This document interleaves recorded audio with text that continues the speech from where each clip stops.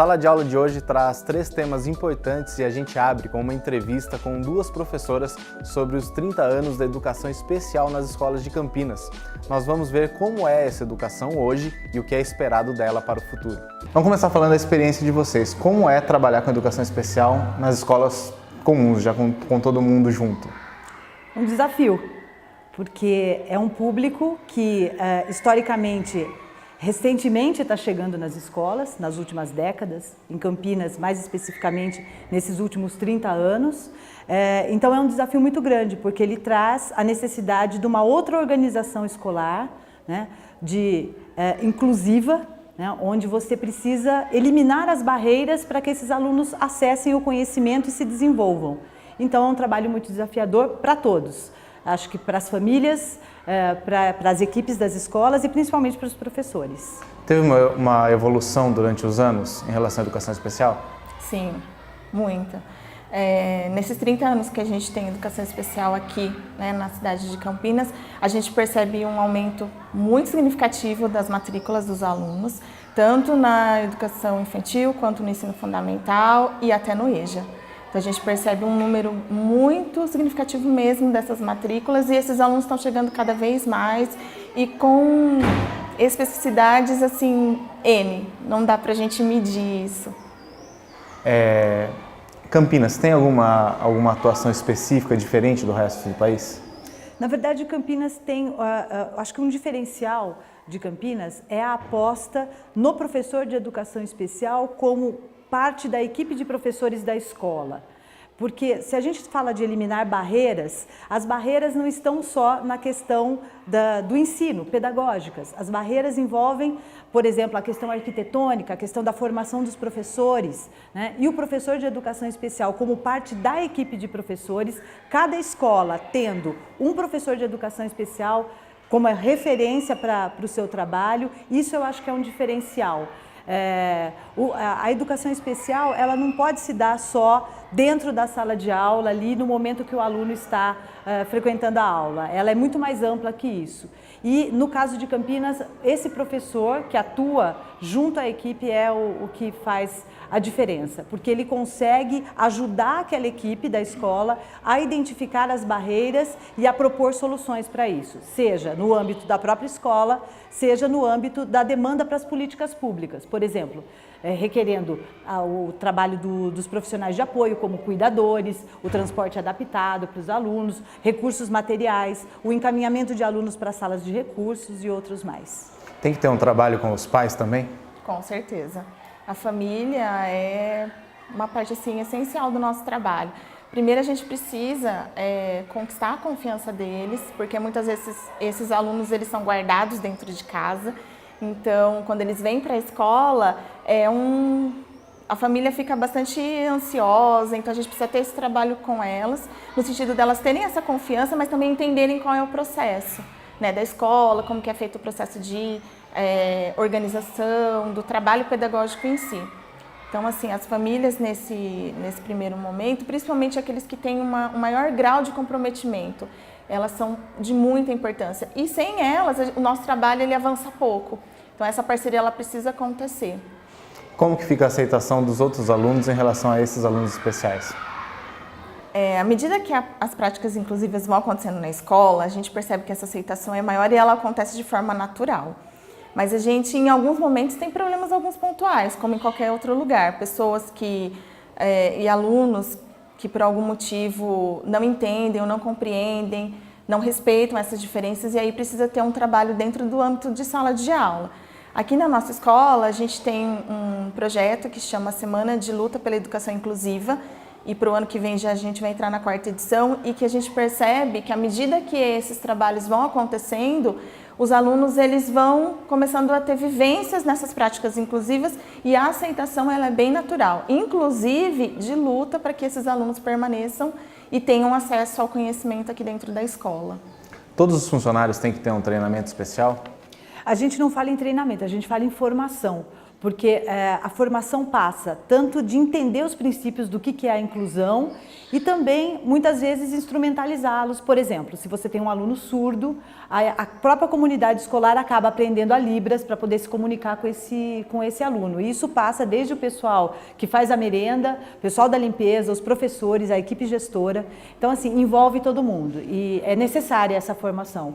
E essa formação se dá em diversos âmbitos. No âmbito da própria escola, nos cursos que, porventura, a secretaria organiza para os professores e até mesmo em parceria com outras instituições que oferecem essa formação. E a questão do material escolar, como é que fica?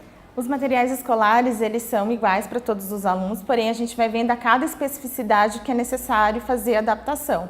Desde um lápis, como de materiais tecnológicos, como o uso de tablets, notebooks, plano inclinado, a mesa, diferenciada, adaptada, mas a gente também tem o CEPROMAGE, que é o Centro de Produção de Materiais aqui do município, aonde quando a gente precisa de material mais específico, né, de imagens, comunicação alternativa, ampliações ou mesmo braille, a gente consegue ter acesso.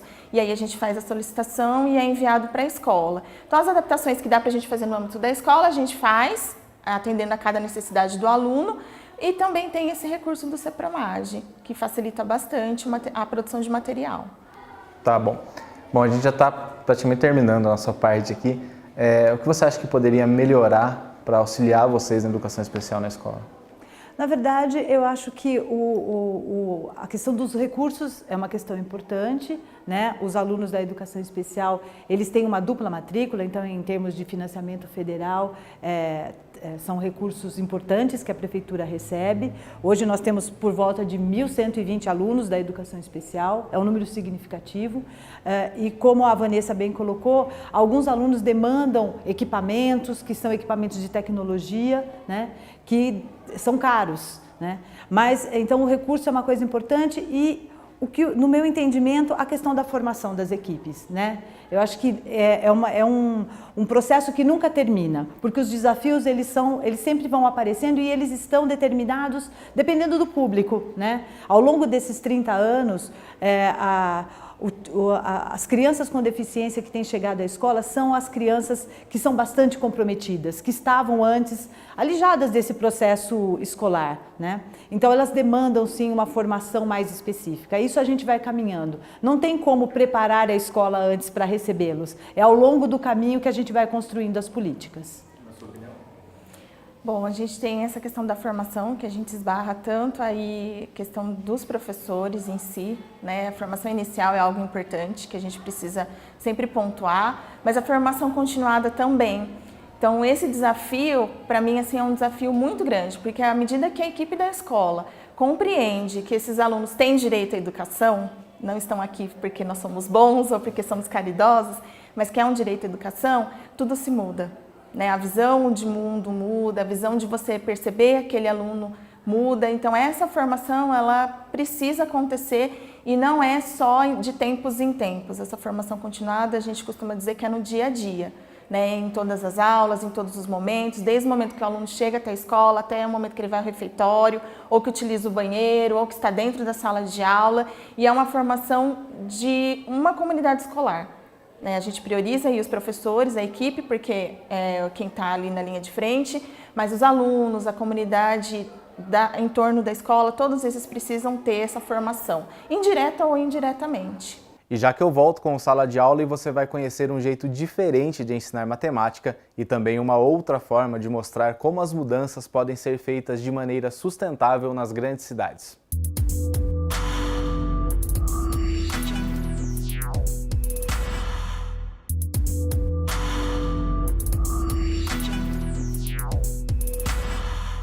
E na segunda parte do Sala de Aula de hoje, nós vamos ver duas reportagens que trazem caminhos diferentes para a educação.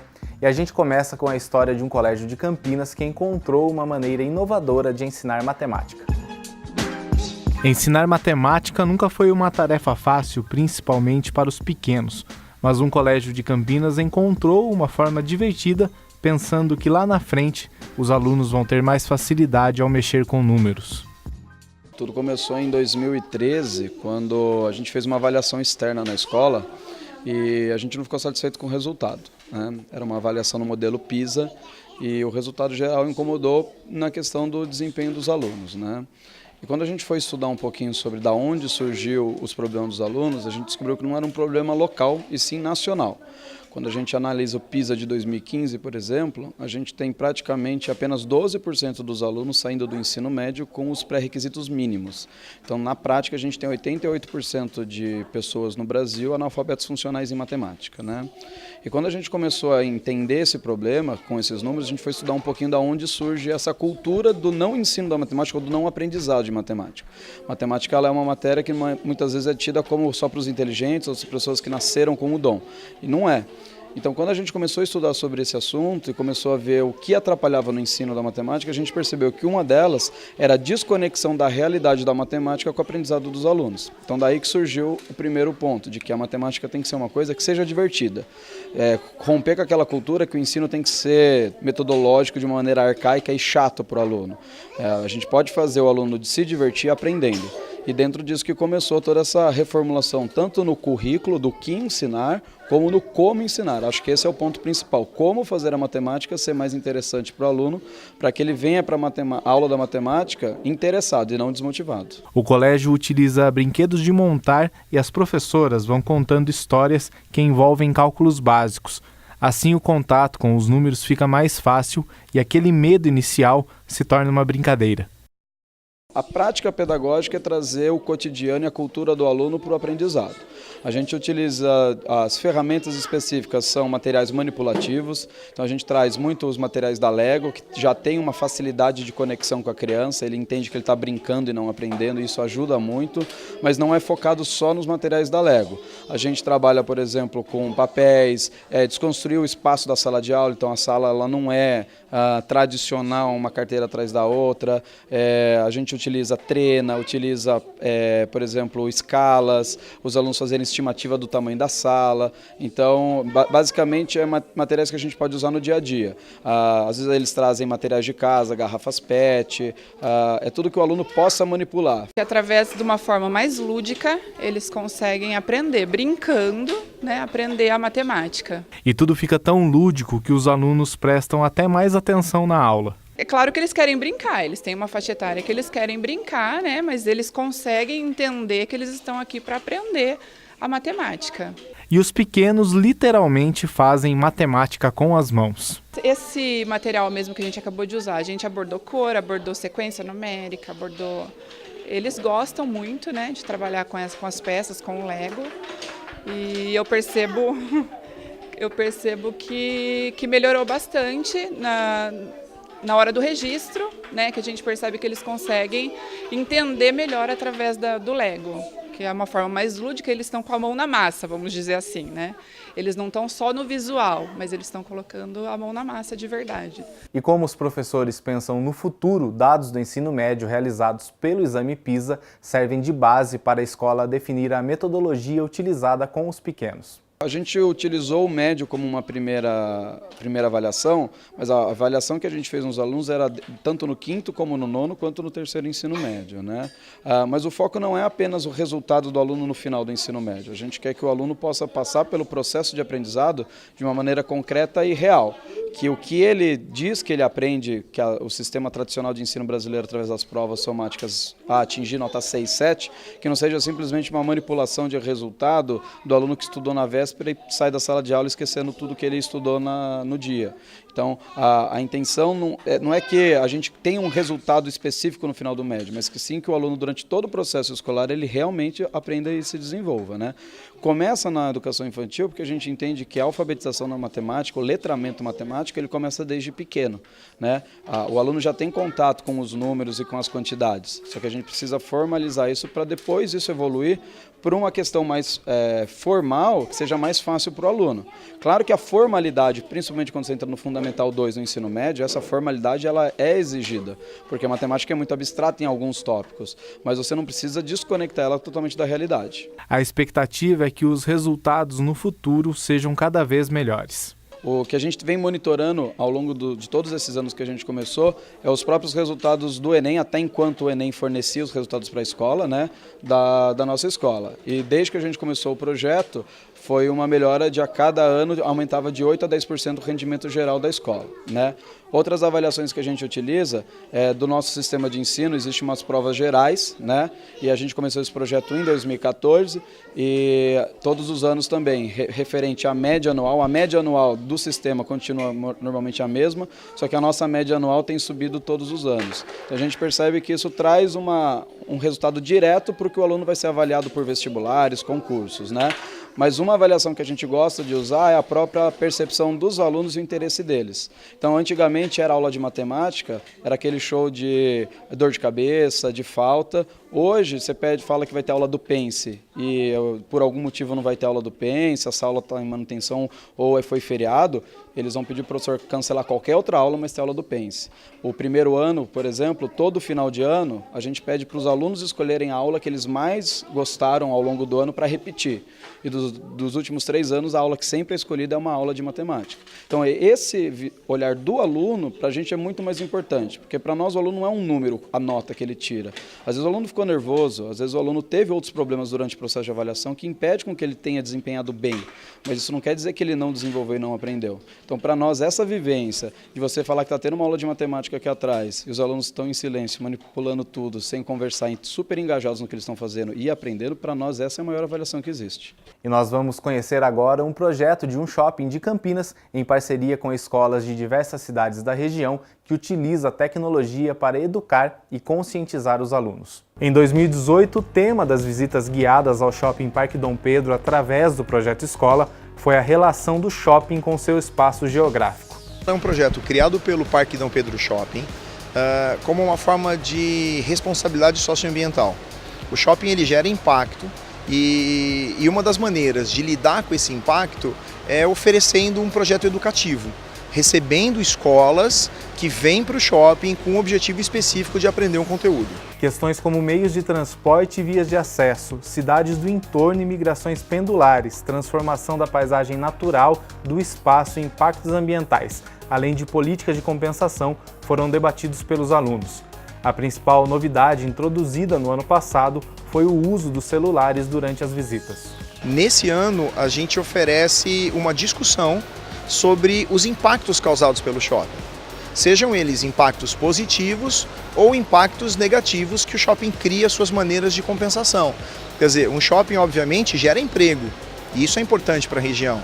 A presença do shopping gera um enriquecimento da população em volta, quer dizer, os terrenos se valorizam, mais pessoas têm oportunidade de trabalho, embora o shopping também vá usar água, porque ele junta pessoas, né? Ele agrega pessoas, ele produz lixo, mas a gente mostra para os alunos que esses impactos eles são compensados através da destinação correta do lixo, através do cuidado com a água e os processos de tratamento que são feitos aqui dentro. E além da visita ser cercada de tecnologia, os alunos são incentivados a gravarem vídeos mostrando a interferência humana e o impacto socioeconômico, estético e ambiental no entorno do estabelecimento. Tecnologia, né? O aplicativo, o desenvolvimento do aplicativo e o uso dele traz certamente um maior engajamento dos alunos. Então eles ficam, né, mais atentos, eles ficam mais envolvidos, até por essa proximidade que eles têm com a tecnologia, mas também porque ela permite que a gente tenha acesso a objetos que poderiam fazer parte da visita, mas que eles não conseguem ver.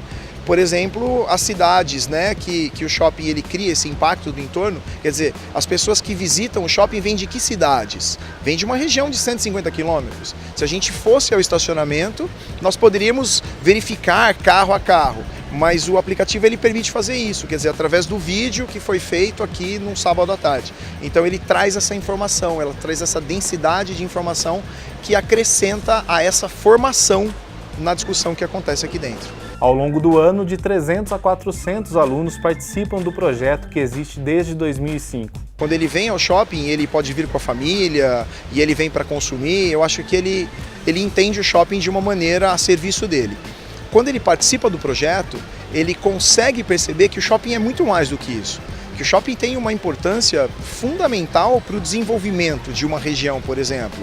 Ele consegue perceber o número de pessoas que trabalham aqui, ele consegue perceber a riqueza que esse espaço gera e o cuidado que ele tem com as questões ambientais que todo mundo tem que ter. Eu da minha casa, né, os alunos nas casas deles, assim como o shopping faz. E no final, o Márcio falou como as escolas devem fazer para participar. Elas precisam entrar em contato conosco, né, sempre no começo do ano. Então, no começo do ano, o shopping ele abre essas inscrições e a gente tem um dia de encontro de professores, que é quando a gente conta para os professores qual será a temática daquele ano, como é feito o projeto, que é quando efetivamente as escolas fazem as inscrições para a gente preencher as datas de visita daquele ano vigente. O Sala de Aula de hoje fica por aqui e a gente se vê na próxima.